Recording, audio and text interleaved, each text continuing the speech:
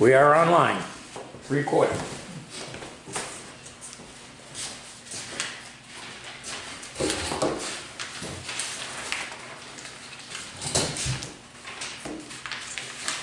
My timekeeper isn't here today. You need a timekeeper? No, I was there because usually Jim Marcy, I ask the time and he's always gives me the right one. Okay, we'll open the meeting at 5:02.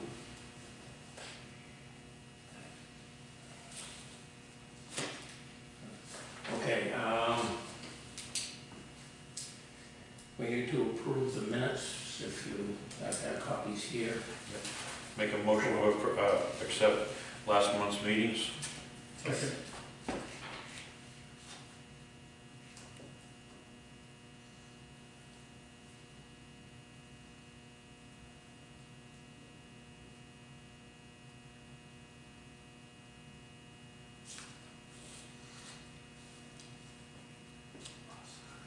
Okay. I'm going to ask for a vote.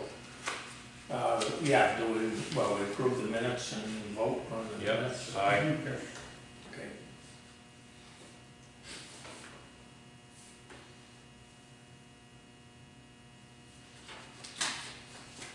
Okay, always put you guys first on the agenda so you can Yeah, that's great. go through and get everything done. Sure, if we can jump on in, I will start with the runway project. As you can see, the facility's back up and open. Jim, thanks for putting the lights on. It's really cool. Love to see that. We're in the process of adding the new information into the airport's ADIP, that's the Airport Data and Information Portal. So previously, as you recall, the runway was 75 feet in width, so all that stuff needs to be updated into that ADIP. We're in the process of doing that. There's the profilograph test that must be done. It's called the profilograph test. That goes out and measures the smoothness of the runway. And so that is being scheduled as of today. I don't think Nick had anything scheduled for that just yet, but he's working on that. Some of the outstanding items that still remain are the installation of the runway 18 and 3/6, the reels that need to come online. The runway and taxiway regulators, all that stuff, my understanding, is still in transit, still coming in, hasn't been delivered yet. The final wiring connections in the vault, and then final stabilization, the grass growth, which is something we'll be taking a look at as punch list items next spring, making sure that that grass comes in and that it's actually growing and doing what it's supposed to be doing. Okay. The runway and taxiway markings, so there was a different solvent that was used to put those markings down. The FAA wants us to come out, we're going to be coming out with Mass DOT, they have the equipment to take a look at the reflectivity of the markings themselves, those glass beads that go in there. Assuming that comes back the way we're expecting it to, that's another box that'll be checked off and that'll be done, and the FAA and Mass DOT will be satisfied with that. I thought there was a failure of that right now. There's no failure of it. It was originally spec'd to be a water-based paint that went down. Because of the temperature, it's allowable to use another like a paint base that went down, and that's what was put down. The FAA seems to be okay with it, but they just want to make sure that the reflectivity of those glass beads, the Type 3 beads that go into that paint, are reflecting to the spec that they're supposed to be. So that's what we're going to be coming back up with MassDOT to confirm. All right, because I thought I was told that there was some tar showing through it. It's a darker. Yeah, and originally there was some questions from the FAA as to whether or not that was an appropriate spec for it. As it turns out, that's what's been you saw the emails, I think you were on Right. yesterday and today, Jim. So Yeah. that's been taken care of, and like I said, coming out and just doing the reflectivity test, that's the next piece. Have you flown in and seen it at night? Reflects. It reflects good. So I'm not expecting there to be any issues with it. If there are, we'll make sure we take care of it, and obviously. Will you be able to do it during the winter, or are you going to be able to do it? Oh yeah, no, they're looking to get out there. I think Owen and Nick are planning on, I want to say next week. There were some emails going back and forth as I was leaving the office. They were trying to coordinate each other's schedules, but certainly before the end of the year. So, Is there a test or something going on tomorrow? not that I'm aware of. Test tomorrow. Nobody's coming here tomorrow? Not that I know of. Isabel didn't tell me anything. I haven't heard it. All right, I thought I had a note about something was happening.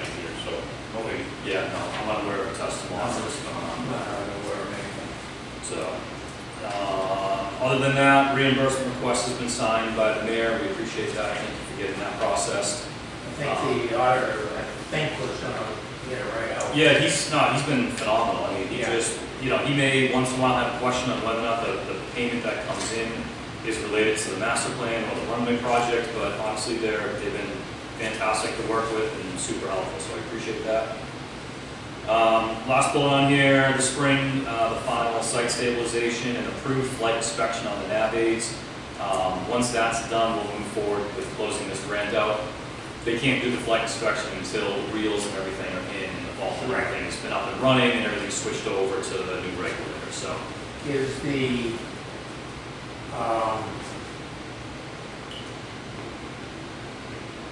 you mentioned you were gonna update the information, the facilities information with the Yeah. FAA? Yes, so there's Can the, they do that without the reels in? we can, there's a lot of the information we can go ahead and update because we have it. So we know that the runway width is 65 feet. We'll go ahead and confirm the lat long, the airport reference point, which should not have changed. Right. So we'll just confirm all that with your existing data sheet from What- your previous master plan and just make sure that that information is all correct. What is reels? Runway end identifier lights. Okay. the one thing. So we're still waiting for more lights. Correct. These four lights, it's 2 on each end. That is correct. And then they need to flip over to the new regulator and get wired in with the vault and everything. That still needs to happen. Right. And then those transformers in the old office gonna be moved over to, No, they're going away. they're going away. Yeah. And you guys are pulling those out, or we're pulling those out? These- I think we're pulling those out as part of this Okay, project. when will that be scheduled? That, they're waiting, once that equipment comes in, that's what I don't have a firm date on. I can make sure that we follow up with you once that happens. Last I heard was January on the relays, and next week on those reels. Was the only thing they were gonna come in, and then they were gonna schedule it around, get them in. I know and here again, everything is subject to change.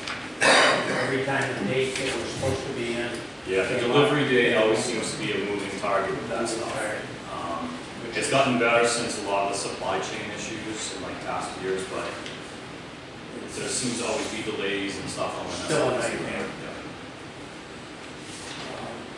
And then the only other thing, we were just talking earlier, just for everyone, we do have, like I said, some of those larger plans and photographs. We'll bring them, you guys are more than welcome to hang them on the wall. And if I can get your contact information, I can send you in advance some of the drone analysis or the drone photos that we've previously taken. Yep. You can take a look at them, we can see about blowing some of those up too. I'll give you a card when we leave. Awesome, I appreciate that. And that's all I have for the runway project, unless there's any other questions. No, I can say you guys done a really beautiful job.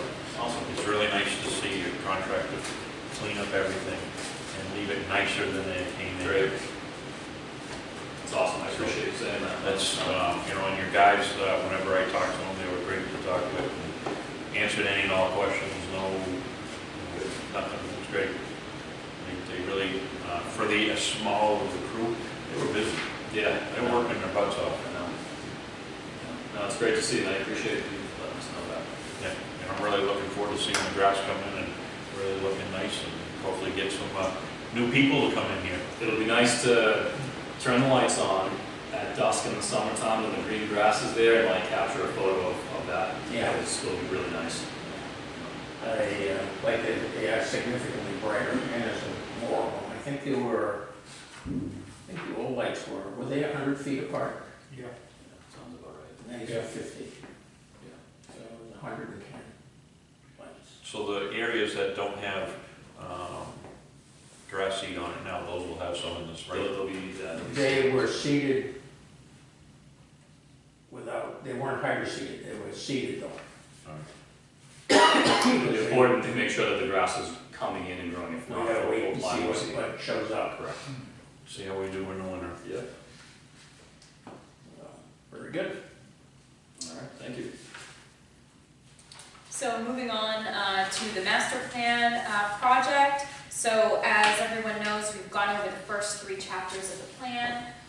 Those have all been posted to the airport's website for review in draft format. So, as public comments come in, if they come in, I don't anticipate too much for public comment, but they're up there, and we're fulfilling that requirement of the FAA and involving the public as they wish to be involved. So tonight, what I'm hoping to do, I've provided everybody with a copy of Chapter 4 of the master plan, which is the forecast chapter, and this is the chapter where we take a look at the aviation activity that's going on at the airport, and we make some projections for what might occur in the future, and that really, at the end of the day, helps us make some decisions moving down the road about, basically, does the airport have enough tie downs or other facilities to accommodate the operations that it's seeing, and to, fulfill any based aircraft needs that might be present. So that's really what the forecast will set us up to do. It also designates what's called the critical aircraft. I think I mentioned this in a previous meeting, but the critical aircraft is the most demanding aircraft that is known to make regular use of the airport, and that aircraft will determine the dimensions of different facilities that are constructed at the airport, so all based around that critical aircraft. So that's also included in the forecast chapter. What I'll do is, I'm not going to do a line-by-line review, but I'll go over the different sections of the forecast to give everyone a sense of what's in there, and then I'll leave it with all of you. I'll leave some copies with you, Jim, so if there are other members of the commission that wish to, pick one up and take a look at it over the next several weeks between now and the January meeting, they can do that. And of course, I think most of you probably have my business card, but if you don't, I can give you another one. Any questions that you have, feel free to email me or give me a call, or, of course, during tonight's meeting, stop me at any point if something doesn't make sense, but really just a broad brush overview to give you a sense of what's in the forecast so you can take the time to review it, on your own. What I'm hoping, so it says here, actions requested of the commission, just review chapter 4 between now and the next meeting and provide any comments that you might have to me. And so I can either go into the forecast chapter right now and then go over the last couple bullets at the end of the update after, or I can just go over the last couple bullets and then get into the chapter, whatever you would like. Whatever you want to do. Okay. I was going to say, yeah, yours. Okay.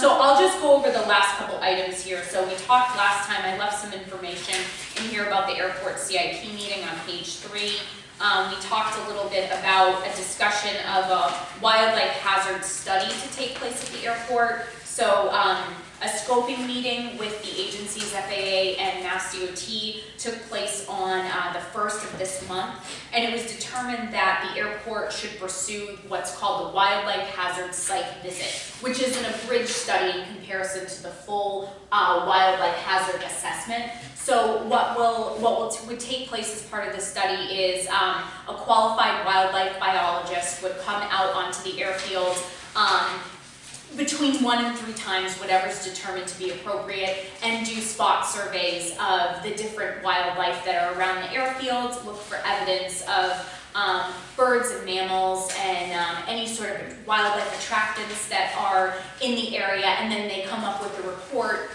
kind of to let the airport know, okay, here are the wildlife that the airport is seeing and experiencing, and here are some recommendations for how you can, maybe deter these different species from accessing the airfield, how you can prevent them from coming to the airfield, and things of that nature. So it's really a safety-driven document to let the airport know what the options are for trying to, minimize the occurrences of wildlife on the runway in particular. So what the plan moving forward is for Gail to finalize a draft scope of work and circulate that to the airport, to FAA, Mass DOT, and then move forward with finalizing what will actually go into that study, developing a fee for that study, and then we'll also need, I know Jim, you and I went through the process for the master plan of soliciting an independent fee estimate. Isabel was super helpful with that as well. So, you know, we'll need to have that independent fee estimate done, which, you know, for those, you've probably heard the term before, but basically the contract is sent over to a third-party estimator, and they give a quote for what they believe the work should cost, so that the airport can compare that to Gale's fee, and, you know, any negotiations that would have to happen can happen. The impression I got from them, because we have such a small airport in our commercial operation, that the site visit would do adequate. Yes. A lot of it. Yeah, exactly. And based on my 40 years of flying out here, it's not much of a problem. You know, and of course, hunting season was on, and there were pretty much good part of this last week, but I'm sure the deer population has been taken down a couple of notches, so we'll see. Yeah, yeah, so just, I guess, just, Yeah. stay tuned for that draft scope of work, and of course, we'll bring that before the commission, you know, for any comments, you know, that you may have, and solicit comments from the agencies and everything like that as well. Any questions on that? We're kind of just in the preliminary stages right now. Okay. Are they likely to do it this winter, or is it gonna be over a year? It would be, so typically if it's determined that there need to be 3 surveys, what they typically do is like a spring survey, a summer survey, and then a fall survey. And so really the work wouldn't begin, so grant applications for fiscal year 2024 are due by March 1st. Right. And then there's some lead time for FAA to approve everything. So the airport may not see a grant for the project until, you know, sometimes later into the summer. I know for the master plan, I think the grant offer date was July 31st or some time in that time frame. So it can take a bit, and, you know, the survey really wouldn't be able to start until after that time. Okay. You know, so that would be kind of the time frame for that. And then the last item I have on here, if everyone's good with the wildlife hazard stuff, I mean, seems like you are. Annual financial reporting is due to FAA on the 15th of this month, so this is just basically letting the airport know. This is how, during fiscal year 2023, this is how much of the grant has been used on the runway project, and this is how much of the grant has been used on the master plan project. So there's a typo in here. I'm actually going to circulate the forms to you, Jim, because it's not a financial commitment. It's just reporting on what was already already processed for the year. So if it's okay with you, maybe be probably a little bit easier rather than coordinating with the mayor to coordinate those forms with you. Okay. Is that okay? Yes. Okay, perfect. So I will, I'll update that, and I'll send those, once those are done for the master plan and for the runway project, and get those circulated for you. So if no one has any other questions and update, I can move into the forecast if you would like. Okay. I'll try to keep it brief. I think I gave everyone a pretty good overview of what the forecast is and what the intention is, so I'll just go over the major sections. And if I'm going too fast, just stop me at any point. But I don't want to keep everyone, you know, for too long. So just, I guess we'll start on, you know, page 2 gives a little bit of background information on the resources that are used within the forecast. So you'll see terminal area forecast, or TAF, is used throughout this document. And this is the FAA's forecast of future aviation activity. Unfortunately for untowered airports such as Gardner, the FAA terminal area forecast always forecasts a 0 growth rate. And you'll see as we get into later into the chapter, we really didn't think that that was realistic for Gardner, given that you just got a beautiful brand new runway and all the work that's been done to the administration building and everything else that's going on here. you know, we didn't really think a zero growth made much sense. So as you get into the later sections, you'll notice that we applied, and it's a very, very modest growth rate, but to at least show that there is some growth that's expected at the airport because of the runway and you know, other factors that are, you know, kind of unique local factors. You'll also see the FAA aerospace forecast. So the FAA aerospace forecast is a national forecast of towered airports that gives some insight into national trends of aviation activity. So it does give some information on general aviation activity at those facilities where there are towers. So that information is used, particularly some fuel information you'll see later on, that's referenced in there. Moving on to page 3, we just identify the airport service area, and so that's just some background information again to give the airport an idea of the different facilities that are available surrounding, you know, surrounding Gardner. I won't get into the weeds on any of that. I'll let you all. To go back onto the other use or forecast, they base that on the, what they call it, where the radio call-ins and the number of hits there are on that? The FAA, the terminal area forecast or is just for the, no, I'm talking about our use of the use here. So the forecast, that the data that FAA has here, so you'll see as we get into the chapter, we've pulled a bunch of different sources. One of them is the terminal area forecast, which again, really, it doesn't really show you anything, but we do also use, as you get on and you'll see, we also use information from, I forget what they call it now. Fly aware? we have flight aware in here. Flight aware, you know, really we're using flight aware to show the fluctuation in operations month by month. So we're using that to kind of determine what's the airport's busiest month, because, you know, I know that the ADSB data that is used for flight aware, it really doesn't capture all operations. It doesn't capture, you know, smaller local operations. A lot of that stuff ends up missing. So we're not really using that from a forecasting standpoint, but we can use it to kind of ascertain when the busy times at the airport are occurring.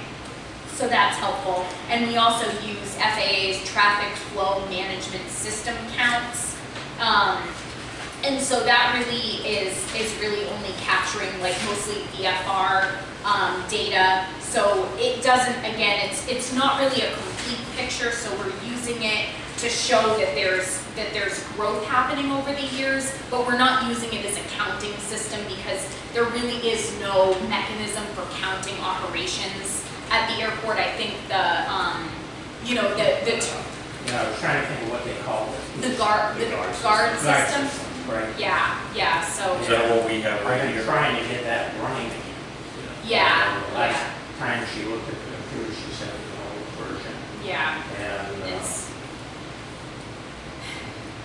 So unfortunately, where the guard data isn't available, we kind of just have to make some estimates. And I know with the terminal area forecast, as far as a baseline of the number of operations, it does utilize the airport's 50-10 data. So that's the information that's reported to the FAA.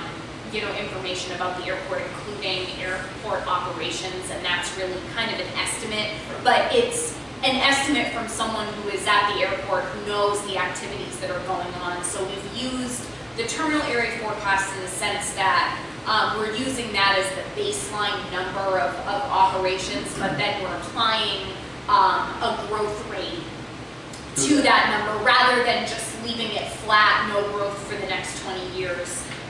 So, you know, again, you'll see that throughout the chapter. So I guess I'll just jump back to, like, say, page 4, just to give you an idea of what's in here. We give historic aviation data, so there's based aircraft, the number of aircraft that call Gardner home, and we got some information from the terminal area forecast. the most helpful, and then Mass DOT had some based aircraft counts that we included. For each category of data, we also include the regional trends, just to give, regional history, just to give some context, as well as national, just as a comparison. And then if we get into page 6, historic aircraft operations, so you'll see we've taken the terminal area forecast information on page 4-7, and that's the history of the number of operations that were reported at the airport. And again, where there's no counting system, what we're doing here is we're just trying to kind of validate the TAF if we can, and then again provide a little bit of a growth rate at the airport. Okay, so it's imperative for us to get our guard system up so we can actually see what is going on. Yeah, It would So be that very would be top helpful. priority to get that going. it would definitely help. Yeah, All right. yeah, probably not for the purposes of this plan, just where, you're missing the data and we can't really establish a Because we trend. get, But, because now that includes anybody who calls in on Unicom frequency. And I don't know what it looks for exactly. typically what, We have a lot of people who should be approached, we are approaching a lot. so typically the guard system, and it depends on the airport, but it can be set to, just record the number of clicks that come in, and basically, some systems, for example, will assume that a pilot will click in 3 times before they land on the runway, and then once when they're leaving. So it'll do an average of, say, 2 clicks equals 1 operation. Is just to oversimplify. Is there another program out there that would be better for us? I don't know of anything yet, but the guard system's been around for years. Right. Do you know of any program that would be better? I'm trying to think Yeah, what other airports, like Pittsburgh uses.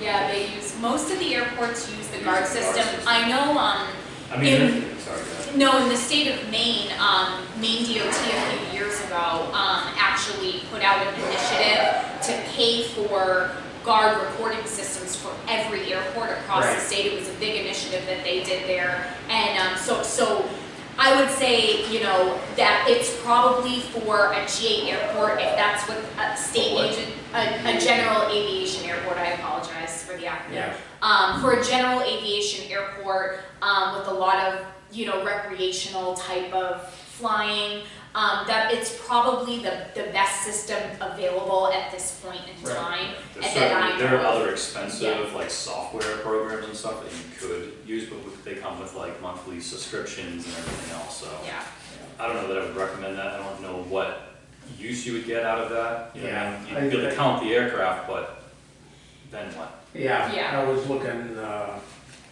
even some stuff simple as just recording motion detectors on the runway for actual takeoffs and landings. Whether it be like a honeycomb or even Oh, gotcha. tucked in someplace on a tree.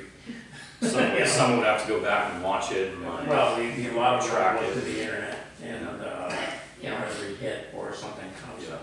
But anything along that line, the guide system would work. yeah. It's just, Making sure that it's Yeah, up that and is- running. Yeah. We'll get with our airport manager and talk to her and make sure that this is a top priority and that it gets taken care of as soon as possible. Yeah, thank you. And again, for the purposes of this plan, you're really, to establish a trend, you really need years of data. Years, So right. it wouldn't probably really help us as part of this study, but future studies, it would Correct. certainly help a lot. Yeah, this will Right. give you your baseline. If you get the guard system up and running and you can annually start tracking the number of operations, you can apply it against your baseline. Correct. Yeah. So, And as time goes on, you could always compare it to what, what the forecast is, and then make some determinations on, Correct. on things that need to happen in the future. So absolutely, that would be very helpful. Jim, do you have any idea, or you guys any idea of what a new guard system would cost? Off the top of my head, I do No. not know, but I she can. looked into it at one point, but did nothing with it at that point. We can look into it though. Yeah. Yeah, All right, we can Google it, figure it out. to make sure that we can get the appropriate money as soon as possible. It's, Yeah, I can probably get that information pretty easily. All right.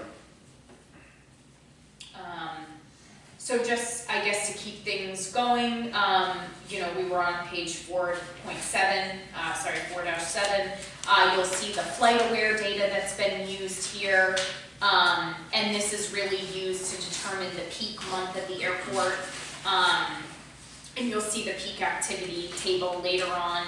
And then the FAA's traffic flow management system counts. And there's just a little summary of the historic growth rate there, which you'll see used later on in the chapter, and kind of what we used as a baseline to establish a growth rate at the airport. So that's why we've referenced that here. Again, when we're getting onto 4-9, you have some New England region operations trends, some national operations trends. 4-10, I'm waiting. I know Isabel was looking into getting some historic fuel purchase records just to kind of give a fuel flow, just kind of the number of gallons of fuel that the airport either purchased or sold to kind of give a trend there. So once that and we go along with the amount of planes that come in and out. Mm-hmm. Yeah, exactly. And then the national general aviation fuel trends we included from, I had mentioned before, that FAA aerospace forecast of national trends. So we included that as a comparison. And then we start to get into the actual forecast at Gardner in section 4.6. So you'll notice that I've stated here that the terminal area forecast the FAA uses is predicting no growth, and we don't feel that that is accurate. It's probably more realistic that the airport would see at least a slight uptick in operations given that there's a new runway here. FAA will find a locally developed forecast you know, acceptable if you meet certain conditions. So really if the number of operations is not really affecting the airport's role or the timing or scale of a project, which the operations estimates that we've given are very, very, very modest, so it shouldn't really be an issue. I wouldn't anticipate FAA really balking at it. And then we get into the based aircraft forecast is what we're starting with here. Again, FAA is really estimating no growth, so what we've done is we've applied we know that right now the airport, as far as I know, has 10 based aircraft currently. So we're really showing a fluctuation of aircraft over, you know, maybe between 10 and 13 aircraft over the planning period is what we're saying here. Say, Jim, is there more than that in here? Yeah, I think there is, but. Okay, the most current list that I got from Isabel did say 10, but if that's incorrect, I could certainly. Are all of the new T hangars built? Yeah. There's 6 Matter of fact, there was one guy who didn't have a plane, but I think he took delivery this week of one. So there's 6 right there. Yeah. So if there's better information that I can include, yeah, I would welcome that. Because there's 2, 3, 4, 5, just in these, so there's at least Plus Kevin, and I don't know what Kevin's got in his thing. Kevin Johnson. Yeah, And Kevin Johnson, so there's, And what is it, George Becker. They got- yeah, I don't know if George has got anything, I think he's got one in there. There's a movie in there. Okay, yeah, Kevin Johnson, so I wasn't thinking of Okay. him too. So there's like 13 might be pretty close. Might be close. Okay, well let's work together then and get that number. We'll get a for- finally, Okay.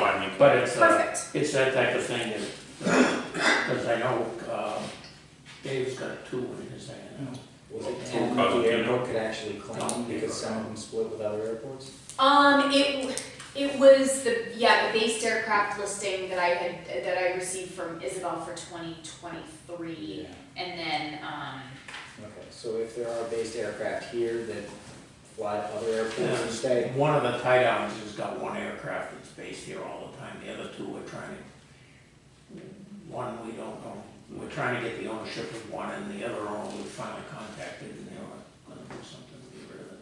Haven't Okay. heard anything's actually happened yet. Yeah, but we wanna make sure that this is an accurate number, so. Yep. Okay, great, thank you. And then, let's see, so on page 4-12 is where we get into the operations forecast. So I've shown here the FAA's terminal area forecast, which as you see shows no growth through the planning period. And then I've included a recommended operations forecast with modest growth rate, so 4.5% over the 20-year planning period, which equates to 0.22% per year, and you see those numbers there. So just when you're reviewing it, that's what you're looking at there. Next page, your local versus itinerant split and breakdown of the types of aircraft that are using the airport. This is important when we get into the section where we define the critical aircraft, and you'll see that that's referenced. So we've determined that, in general, all the airport's based aircraft that I am aware of are single engine piston aircraft. And then the FAA's traffic flow management system counts, which define the different types of aircraft that are coming in under instrument flight rule, are broken down here. So we've used basically the based aircraft are kind of the local aircraft operations, and then the IFR counts we've used as your itinerant operations. So you'll see that comes into play when we get into the fleet mix down below. And that, is a breakdown of the number of operations that are expected by each type of aircraft. Moving on to 414, your peak activity. So this is the estimated activity on the busiest day of the busiest month of the year. So we've determined that August is the peak month at the airport. And then that breaks down the number of operations, currently, and then out through the planning period. And then at the end, we get into identifying the design aircraft. And we've determined the airport is currently, it's a B1 small facility, so that's based on, the dimensions of the aircraft that are using the airport, wing spans, tail heights, and then approach speeds. And we've determined there's no reason, I don't think there's a reason to deviate from the B1 small. There's really no evidence that would support moving away from the B1 small. You've had your runway reconstructed to the B1 small standards, and so that's what we've identified for the critical aircraft remaining at B1 small. And then there's a summary of all the forecasts that we have just discussed here, which I know that based aircraft, those based aircraft numbers may change a little bit when I get more information from the airport about what's here. So I'll make sure that I note that and that that's an item that we're waiting on. And again, I know I moved pretty quickly through all of the sections, but I really just wanted to give everybody an overview of what's in it, what to look for, the reasoning behind certain things, so that when you, take it home and it'll probably put you to sleep, but you'll at least have a basis for, what you're reading and what you're looking for. And of course, reach out to me with any questions that you have. If something doesn't make sense, if something doesn't seem right, I am happy. This is, it's the airport's master plan. It's important that all the information that you feel is relevant is included. Thank you very much. Thank you. Anything else for me? Thanks for your time. Thank you.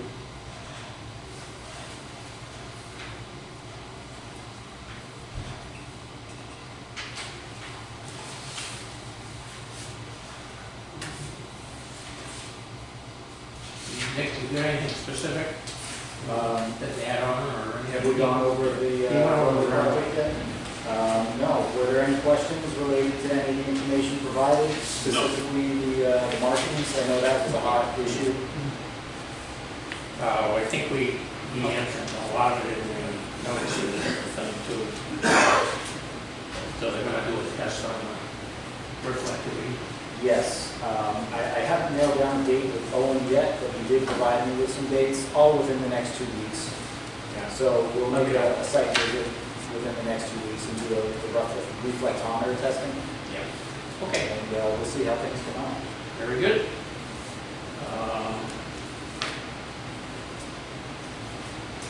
Isabel is sick tonight, so she went home sick, so other than what you see is what we got, both in and out. I'm not sure what her plan is for here. We talked a little bit about, we were talking about some of the stuff, the issues moving and stuff around. No, what I think she's done so far, she's done a very good job. Yeah. Very good operation. It's the best it's looked in my lifetime. And we have a nice bathroom now. You do? Oh, yeah, you gotta go check that out. I haven't been laying it though, that's the only problem. Well, it will get there. You know, I know she's having problems with the contractors of their language they speak, and they don't do English very well, but their work seems to be good for what we're paying for. I'm assuming we were talking about the ownership of the 150s, the only one we're gonna get ownership of, we're waiting for the court to get us to make work. I haven't heard, it was gonna take 30 days, I had to wait. And then, so that would have been sometime the end of November, I believe. And then we were gonna try and get that moved. And I don't know if she's been in contact with the gentleman, the Carol, or not, or failed. They were gonna take care of that. Any new business? Yeah, I had a meeting with David Bennett from G&S Plowing. He looked over the plow on the loader. He says that's about 30 to 40 years old. And he looked over all the areas that have been re-welded and fixed. And he says those were very common failures in that style of plow. He does have a brand new plow, only 11 feet. He doesn't know what the price of it approximately is. He does have 3 22-foot plows that came off of airports, and he's going to see what it will cost to cut it up to the length that we need and make it adapt to the loader. So I'll have some numbers and everything for next month's meeting, or well before that. That's one new used plow. Correct. New to us. I can tell you, I picked one up at Buffalo Airport 2 weeks ago, and that was a 22-footer, and drove the Oshkosh from Buffalo to here. It was a long ride. Yeah, I'd say so. 13 hours at 64 miles an hour, and only one breakdown. That's not bad. No, but it was fun. But I mean, it was nice to see their operation and how they do their snow removal and everything else. And they've got an impressive equipment. Yeah, Buffalo does the snow symposium every year, where they have, it's a huge event they have, and all the equipment and stuff that's on display. Well, they get to use it a lot. Yeah. And we're, So with any luck, I'll get some nice, reasonable quotes, and maybe we can update that plow.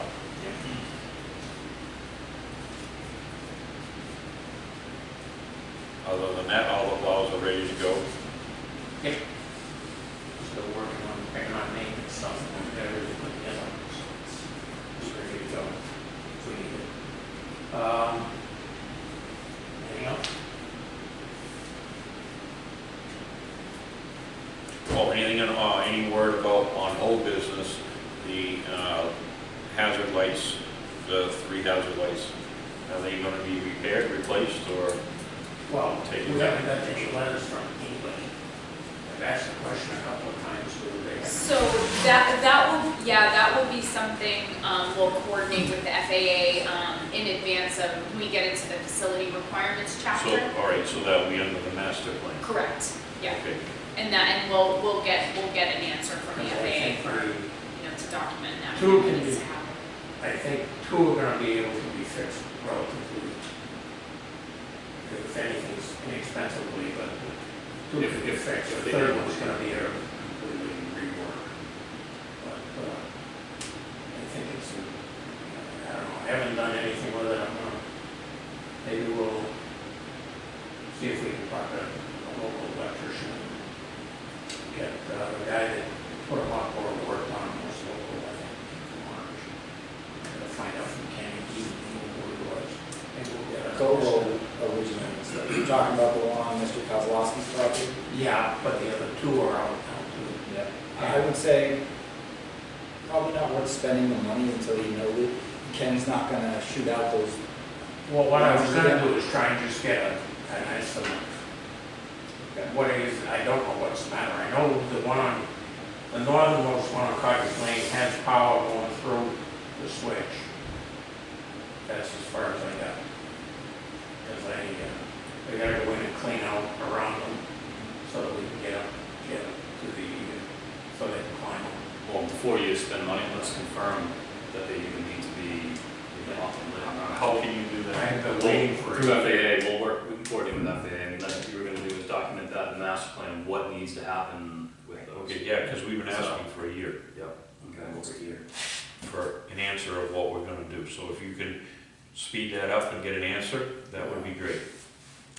I think, wasn't Owen supposed to internally discuss things with the 5010 inspector? And I haven't Drew Mahaley? I thought there was. seen or heard anything from anybody, and that's because we basically need to, if it's the city's expense, we gotta work on trying to figure out where the money's gonna come from. and We'll all that sort of confirm stuff. if they're AIP. And if they are, you know, and that kind of goes with some of the RNF approach from the north coming into the south.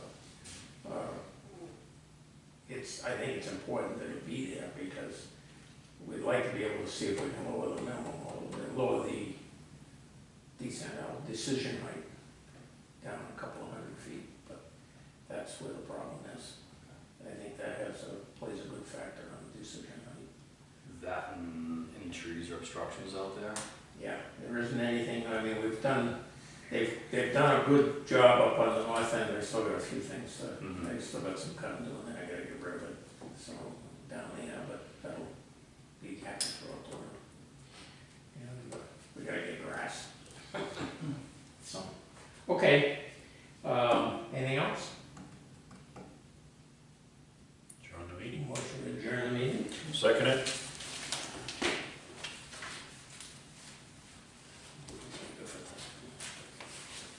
God, we beat our time by 15 minutes. All right. Yeah, no, And medication that I take. I get a coughing spell, every once in a while. It's been going on for a year. Still can't figure out why. anybody second it? Yeah. You were second, I did. I seconded it.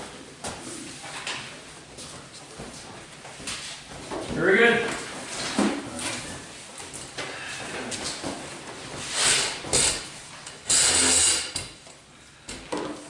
Just before you guys head out, a little Christmas gift for you guys. Oh, A little New Hampshire maple syrup. I'm competing with the Vermont stuff, that'll so. go good with pancakes. So happy holidays. Does Isabel's office in here? Actually, she is not, it's City Hall. Oh, that's right. Thank you.